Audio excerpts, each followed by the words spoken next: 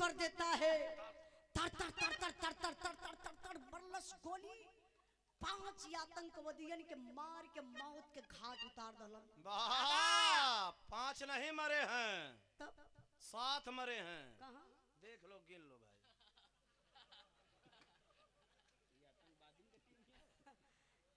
नहीं नहीं, वहां का बात है, यहाँ का बात नहीं।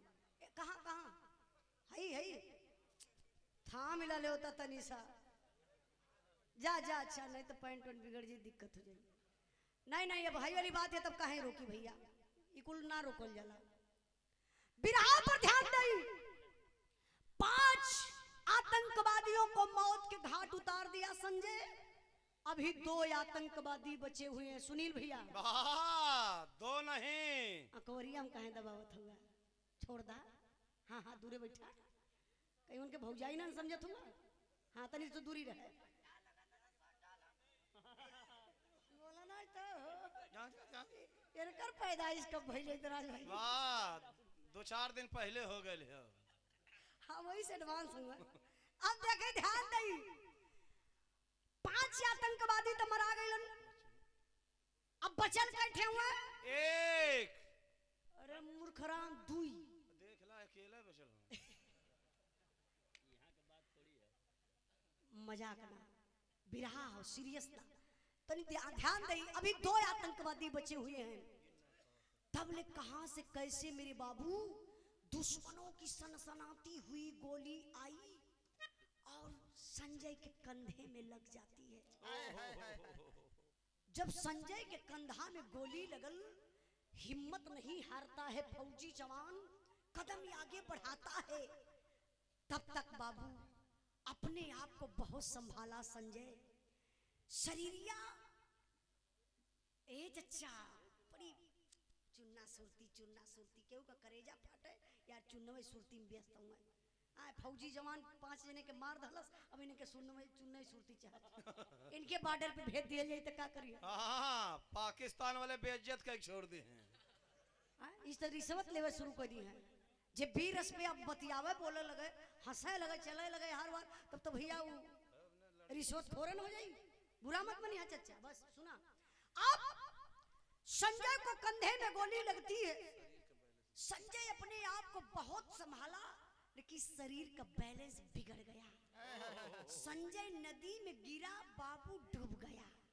जब संजय डूब जाता है तो हाहाकार मच जाता है। फौजी जवान कई जगह बाबू नदी में, सिंधु नदी में जगह जगह जाल डाल करके खोजना शुरू कर देते हैं, लेकिन संजय का अता पता कुछ नहीं चलता है। तो सरकार हार मान करके शहीद घोषित कर देती है कि संजय शहीद हो गया। अब संजय के घर लाश नहीं जाती है, बॉडी नहीं जाती है। जब लसिए ना मिलल तो फिर जाई का? ए बाबू तनी शांत रह, मजाक वाला भी रहा। सही सही सही कला, क्यों बढ़िया इज्जत कैला है। अरे मजाक वाली बिरहा थोड़ी ना हो कि अरे हंसी वाला मजाक वाला गाई तो कह लिया हंसी मजाक। हाँ, अब फौजी जवान को कई जगह लोग बाबू खोजते हैं नदी में जाल डाल करके, डेड बॉडी नहीं मिली, तो सरकार हार करके बाबू शहीद घोषित कर देती है कि संजय शहीद हो गया। संजय के घरे संदेशा सिर्फ जाता कि आपका बेटा शहीद हो गया। संजय का नाम लेके बाबू परिवार के लोग अंतिम संस्कार कर दहलन। जब अंतिम संस्कार संजय का हो गयल तो सरकार द्वारा 10 लाख रुपए का एक चेक मिलता है। अब वो किसके नाम चेक मिला? विधवा बेचारी जो आरती है संजय की पत्नी, संजय के पत्नी के नाम से 10 लाख रुपया का जब शहीदी राशि वो चेक मिलता है, यही तो बाबू बुरा हो गया। घर में नफरत का बीज बोवाई गई।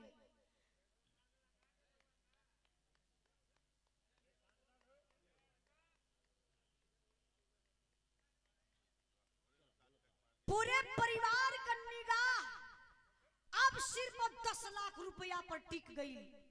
एक दिन की बात है, विचार करिए मेरे बाबू, आरती का ससुर संपत आरती को बड़े प्रेम से अपने घर में बुलाता है। कोठरिया में बुलाए के बाबू अंदरवा से सिटकिनी लगा दहलस, और सिटकिनी लगाए के इमोशनल अत्याचार जी के कहल जाला। अब वो देखल जा संजय का पिता संपत अपने बहू के साथे करत काउन बिरहा में तर्ज बड़ी बिजोड़ लगल हो।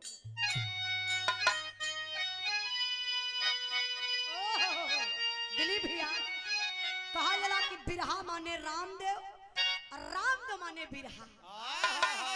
हमारे पापा भी बिरहा गावल कल्लू भैया, हमारे पापा आज भी सिखावन, पहले भी सिखावे। कहाँ बेटा केहू गवैया कैसों भी गौले रहे दिलीप भैया, लेकिन बेटा जब तू गई हा तो अपने अंदाज में गई हा।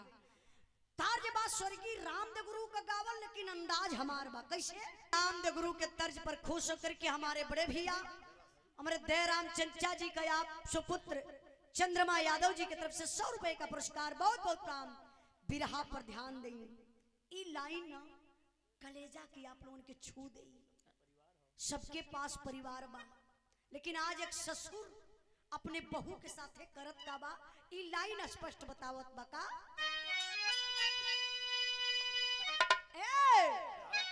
अरे तेहालस फौजिया जे मौतिया के कीमतिया, अरे तेहालस फौजिया जे मौतिया के कीमतिया, रुपया ही हो जाई जहरवा बेटी हो घरवा हो जाई हमार, रुपया ही हो जाई जहरवा बेटी हो घरवा हो जाई हमार, रुपया ही हो जाई जहरवा बेटी हो घरवा हो जाई हमार। अरे रुपया जमा तू कादा हमारा ही नाम से, खर्चा करा बखाल तोहरा ही काम से,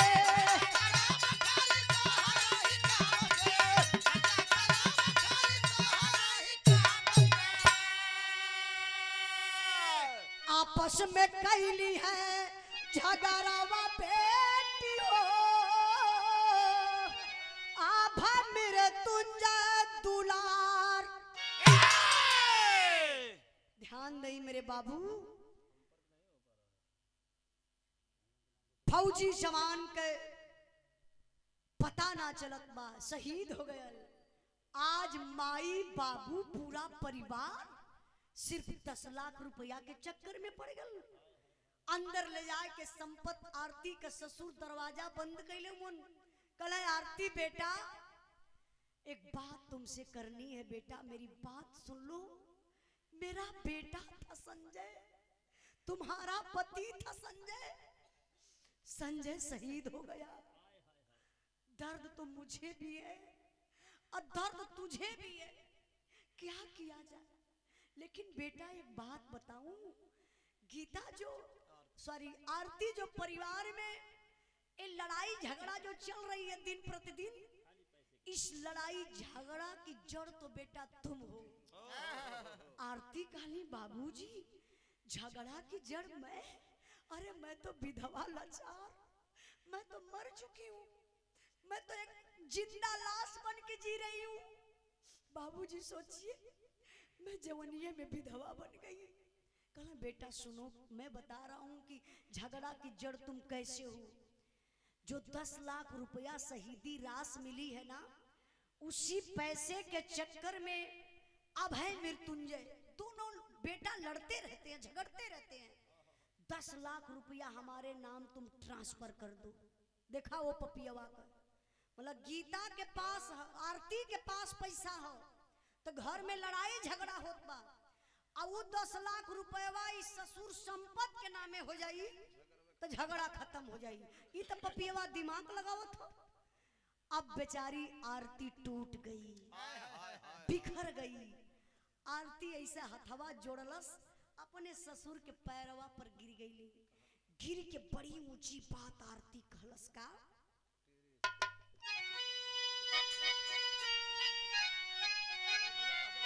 अरे रुपया तो के लहू के बाबूजी हो गई ला पोता पतोहिया पतोहिया पतोहिया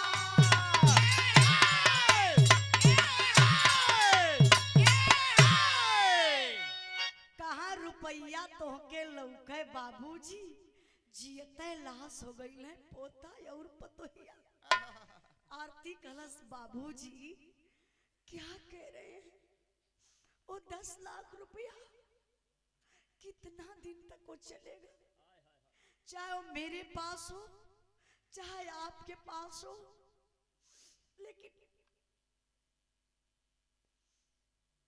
मेरे पति देवता तो अब वापस नहीं आएंगे ना।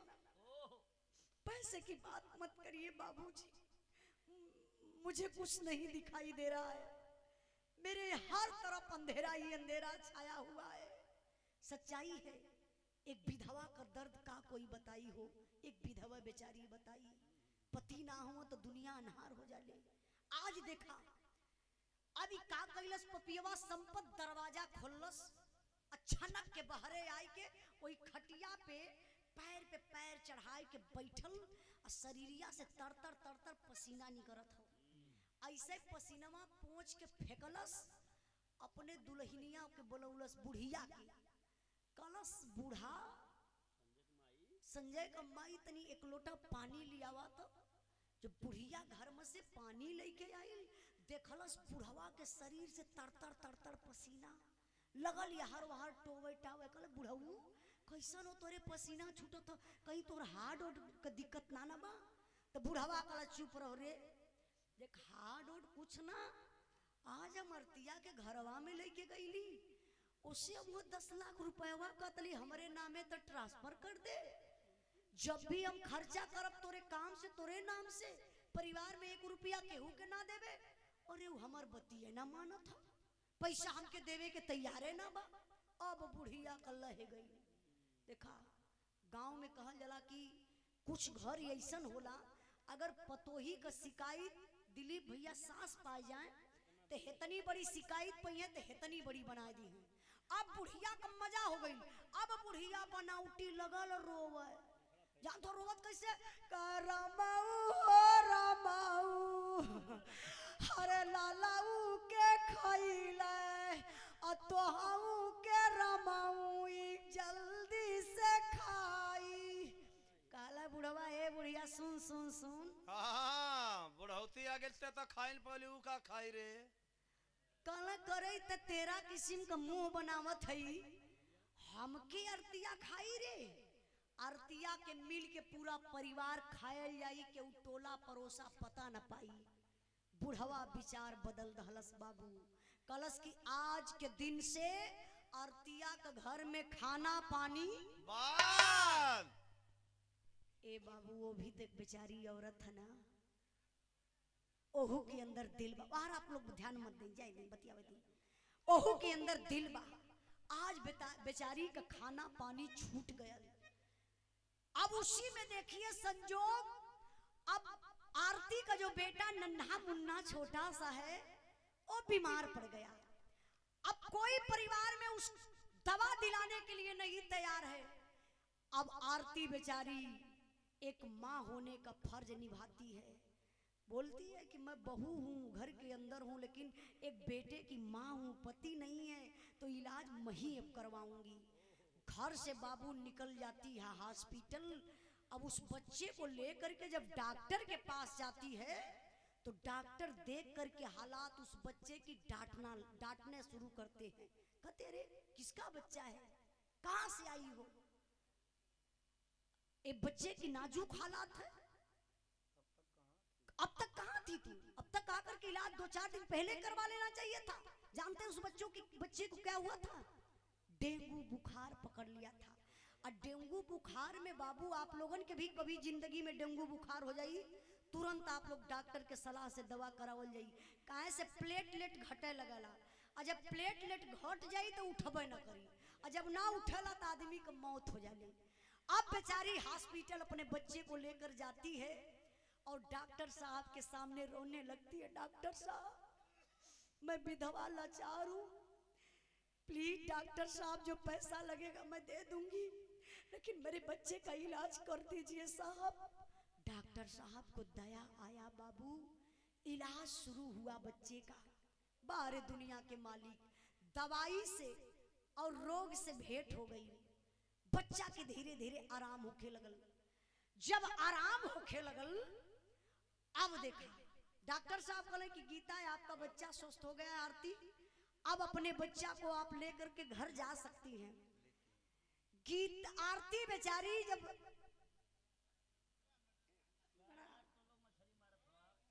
अच्छा भैया ये कहा ना घर में चल जाता का करता हूँ, जब डिस्टर्ब कैले हुआ इनके सुनही के ना आते यार, घरे चल जा, हटा दवा ले जाके ठेल दा।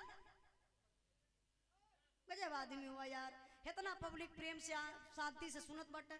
जब पब्लिक शांत रहे वहाँ हल्ला करबा तो सुनाई डिस्टर्ब लोग हुई, और जब हल्ला में हल्ला करबा तो मजा आई। अब सारे लोग सुन रहे हैं, वही में बतियावत हुआ। बड़का वीर तू ही भल हुआ, का समझो तू अपने आप के यार। नहीं अगर आप बोली हैं तो भैया इनके टांग के बहरे कर दिया, अब बहरे का गेट बंद कर दिया। बाहरे से सुनिए लंबे से बतिया चाहे, अरे बतियावे के चार पर लंबे चल जा। बिरहा खड़ी करे में ना बड़ा दम लगला, बड़ी मेहनत लगेले। हे आई के मंचवा खड़ा हुआ तो पैरवा हिलने लगी। लेकिन हर पब्लिक के परखब और पहचानब, हर पब्लिक के संतुष्ट करब, सबके पास का बात ना होला। अभी बतियावा इनकर बात सब सुना, अब बोलिया मत। अगर आप बोलबा तो तुरंत ही चार चार जने बैठल हो उठा के बाहर फेंक दिए, ठीक है ना। तो वही का थीला, हाँ तो वही अब वही के समझत हो सकता। आई छोड़ी बात बवाल, बिरहा कहाँ भैया पहुंचल लिए। हाँ बारे भैया धन्यवाद भैया। अब बच्चा का इलाज हो गया, आराम हो गया। डॉक्टर साहब बोले कि आरती आप अपने बच्चा को ले जा सकती हो, लेकिन 30,000 जो खर्च हुआ है वो दवा का खर्च तो मुझे चाहिए, बाकी मैं खर्चा माफ कर देता हूँ। डॉक्टर भी दया किए बाबू, कुछ तो डॉक्टर आज के जमाने में हैवान हो गए हैं, शैतान हो गए हैं। लेकिन अब आरती बेचारी कहां से 30,000 पाएगी? अभी तो चेक मिला है, पैसा है नहीं, अब कहां से जुगाड़ करेगी? आती है बेचारी हॉस्पिटल से, आप लोग जैसे आम इंसानों से अचरा पसार करके मांगती है कि भैया हमको पैसे की जरूरत है, बेटे का इलाज करवाना है। कुछ लोगों से उधार रुपया लेकर के 30,000 जुटा लेती है। लेकिन सारा लोकेशन, सारा पता ई पपियवा संपत लगौले बा। अब आरती के बेटा के आराम हो गल बा। आरती कल अपने बेटा के लेके आई, घर में आई। अभी सारा लोकेशन कैसे जानत रहल? बस 1 लाख रुपया में 4 बदमाश खोजलस अपने बहू और पोता के मारे बदे, वही आरती के मारे बदे 1 लाख रुपया में पपियवा बदमाश 4 गो खोजलस। और चारों बदमाश जाए कोई नहरी के पुलिया पर बैठल हुआ। आरती आएगी इसी रास्ते से जाएगी। अब आरती बेचारी पागल जैसन बनल बा, भागल भागल रुपया लेके जात के बच्चा के हॉस्पिटल से निकाले बदे हो भैया। तब बोले तो ये पपियवा सब बैठले रहना, तो एक मिला में से बदमसवा कहत भाई देख मुझे लगता है कि ये आरती है, क्योंकि इसके मांग में सिंदूर नहीं है। तो दूसरा बोला एक काम कर, थोड़ा से पूछना ये आरती। तो एक उसी में से एक बोलता है एक्सक्यूज मी मैडम, रुक जाओ, रुको रुको, क्या आप आरती है? तो आरती बोली हाँ हाँ जी भैया, जी जी हाँ। आरती ये समझ गई कि लगता है कि हमारे पति के लोग दोस्त हैं, हमको पहचान रहे हैं, हमारी मदद करेंगे। हाँ भैया बोलिए, मैं आरती। अच्छा आपका पति संजय शहीद? हाँ जी जी जी भैया, जी जी जी। तब ले तने में तब पपियवा एक ठे ऐसे हथवा पकड़ के पीछे कैलस, अब दूसरका मिलाई है मुहवा पकड़ के दाब दलस, आवाजिए बंद हो गई। आ खींच के है बरवा बाबू लेहले हो नहर के पुलिया से रोड कटल बा, दोनों तरफ अरहर का खेत रहल, वही रहरिया के खेतवा में ले जाए के पपियवा उठाई के पटक दहलन। अब पटक के बाबू हो लातन मुक्कन आरती के मारत हुए। अब आरती रोवत बा, के बचाई के छोड़ाई, दुहाई मांगत बा आरती का। देखल जा आप लोग दिल से सुनेंगे ना तो कलेजा फट जाएगा। एक विधवा की आवाज, एक विधवा का पीड़ा, एक विधवा का दर्द का होला। रोय के कहत बयारती का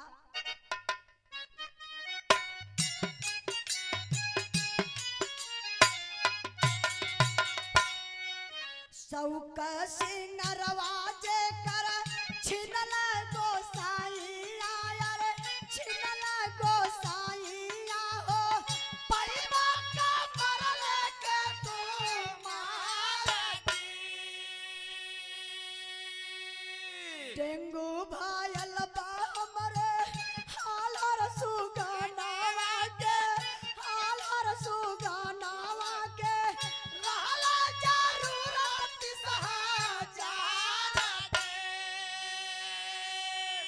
डॉक्टर के देवे खातिर चेकअप करावे खातिर चेकअप करावे खातिर लवतारी रुपया उधार दी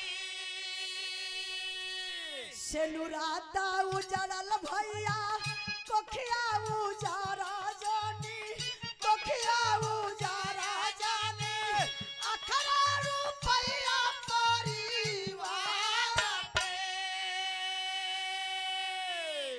आरती रोवत है भैया हमके लोग मत मारा मर जाए भैया ना हमार छोटा सा बच्चा हमार लाल हॉस्पिटले में बा हमार बेटवा अनाथ हो जाई हम विधवा बनी हमारे परिवार के लोगों के पूछू देखे ना जाई मत मारा भैया लेकिन वो पापी क्यों माने उनको तो 1 लाख रुपया चाहिए बेचारी आरती समझ गई लगता है जो मेरे पास 30,000 रुपया है इसी के चक्कर में लोग मार रहे हैं बेचारी बैग का चैन खोलती है और 30,000 रुपया निकाल के उन पापियों के हाथ में दे देती है ले लीजिए भैया पैसा मुझे मत मारिए मुझे छोड़ दीजिए फिर भी ये पापी नहीं मान रहे हैं 30,000 तो प्लस हो गया ना 1 लाख रुपया संपत्तवा दे 30,000 सॉरी 30,000 प्लस हो गया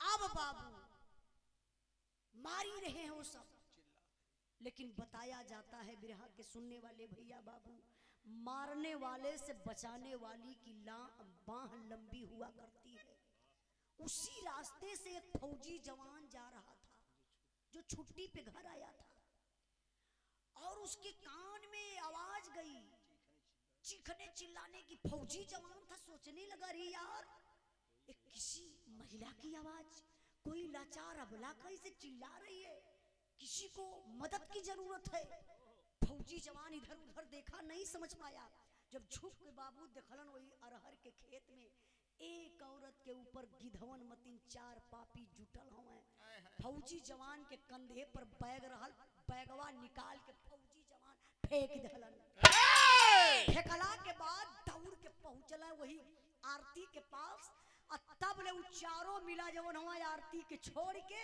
4 दिशा में भगल फौजी जवान हिम्मत ना हारल बाबू जाय के दौड़ के एक जने कही है कालर पकड़लस अल्लाह के खिसराय के आयल वही आरती के सामने खड़ा कैलस कहलस साला एक अबला को तू 4 लोग मिलकर मार रहे हो किसी की जिंदगी नहीं बचा सकते हो तो मारने का अधिकार कौन दिया क्यों मार रहे हो जल्दी बताओ नहीं तो अभी तुरंत मार कर इसी धरती में दफना दूंगा अभी भैया नया नया बदमाश डरा गल कले भैया मारा मत हमके हम साफ साफ बताओ थी ई आरती इनकर पति संजय शहीद जो भी चोरवा बतौलस बदमसवा की इनकर पति संजय शहीद ई आरती तब फौजी जवान ऐसे मुड़ी कैलस ऊपर कल अरे यार अरे वही संजय क्या जो मेरे साथ ड्यूटी कर रहा था इस संजय की बीबी आरती अब इस बात को अपने दिल में फौजी जवान छुपा लिया कुछ बोला नहीं सवाल किया उस बदमाश से तुम लोग मार क्यों रहे हो मैं ये जानना चाहता हूँ तो कहा था अरे साहब इनकर ससुर संपत्ति हमान के 1 लाख रुपया दी है जब इनके और इनके बेटवा के जो हॉस्पिटल में बाव के मार दिहल जाई तब साहब कहना क्यों कहना इनके 10 लाख शहीदी रास मिलल बा उन इनकर जो ससुर 9 लाख लिए हैं, 1 लाख हमहन के दी हैं। फौजी जवान समझ गए ओ बात पैसे की है, अगर मैं यहाँ से बचा करके आरती को घर सुरक्षित भिजवा देता हूँ